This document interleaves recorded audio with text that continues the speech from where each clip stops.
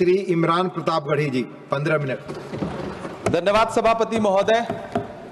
कभी सुदामा पांडे धूमिल जी ने कहा था कि एक आदमी रोटी बेलता है, एक आदमी रोटी खाता है, एक तीसरा आदमी भी है जो न रोटी बेलता है न रोटी खाता है, वो सिर्फ रोटी से खेलता है।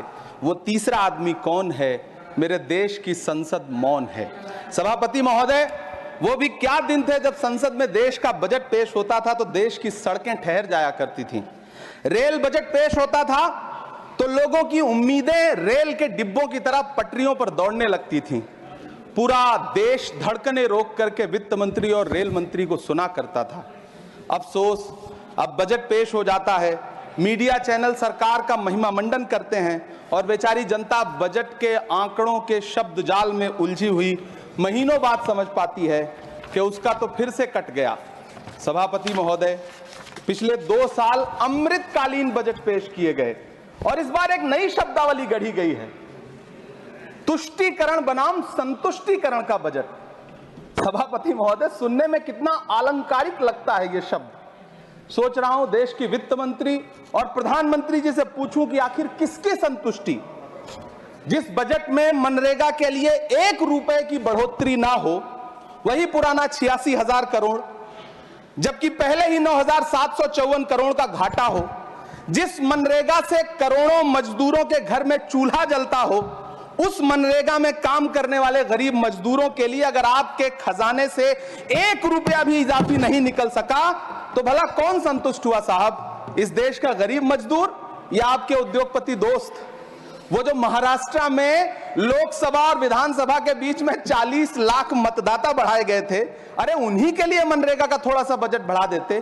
क्या उसमें मनरेगा का एक भी मजदूर नहीं था? 40 लाख लोगों में सारे के सारे 12 लाख की छूट वाले से आगे के लोग थे। सभापति महोदय, कल जब वित्त मंत्री जी देश की संसद में भाषण दे रही थी तो वहां मुंबई में कोई गरीब इंसान जब अपनी जेब टटोल करके अपनी मोटरसाइकिल में 1 लीटर पेट्रोल भरवा रहा था तो उस पेट्रोल की कीमत थी 103 रुपया प्रति लीटर। आखिर इतना महंगा पेट्रोल डीजल खरीद के कौन संतुष्ट हो रहा है?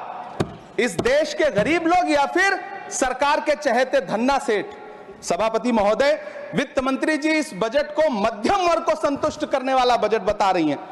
अरे मैडम, हम आप यहां पर बैठे रहते हैं और वहां बाहर इसी दिल्ली में 1 लीटर दूध, चाहे वो अमूल का हो या फिर मदर डेयरी का हो, उसकी कीमत 73 रुपए लीटर है। इतना महंगा बेच करके कौन संतुष्ट हो रहा है?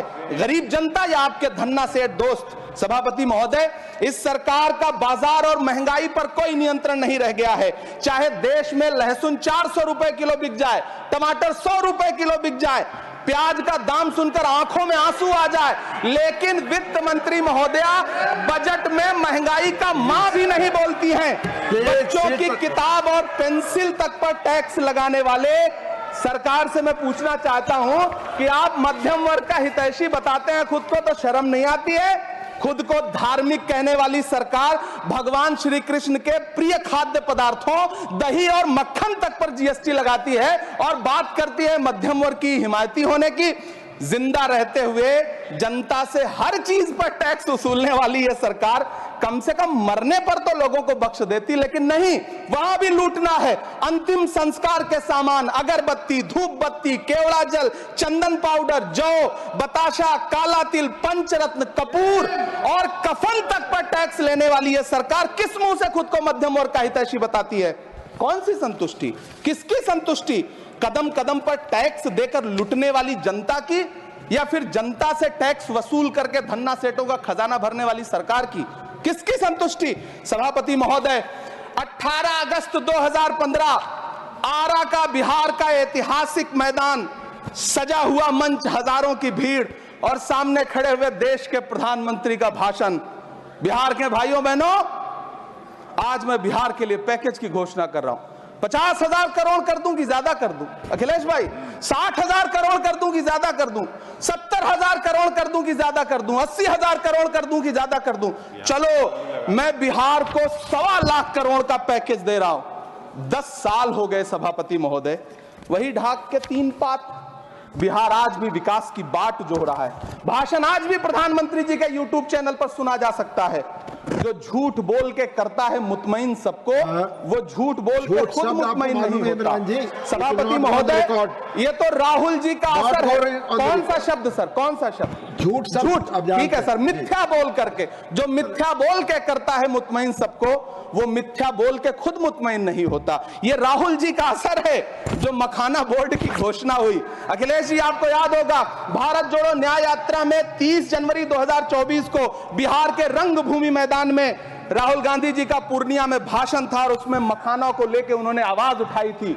यह उनका असर है कि आपको मखाना बोर्ड बनाना पड़ा, वरना तो आप मैखाना बोर्ड बनाने वाले लोग हैं। सभापति महोदय, बिहार को झूठे पैकेज और चुनावी दिलासे देना बंद करिए।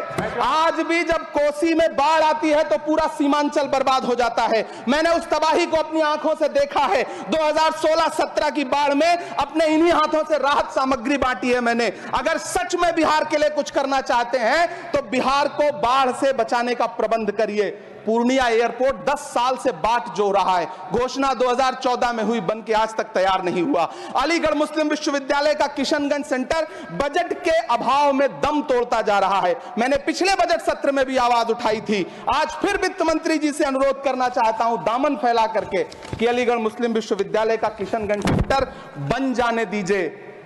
आखिर कौन सी नफरत है? यह मुल्क हमारा भी है। इस मुल्क की मिट्टी में हमारा भी खून पसीना शामिल है। हमसे इतनी भी क्या नफरत?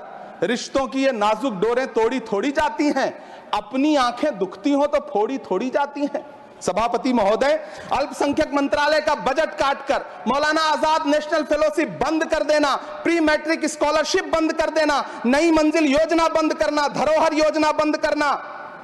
2024-25 के बजट में माइनॉरिटी मिनिस्ट्री के लिए 3183 करोड़ रुपए की घोषणा हुई, लेकिन देश को हैरत होगी कि बाद में समीक्षा करके लगभग आधा कर दिया गया, 1868 करोड़ रुपए।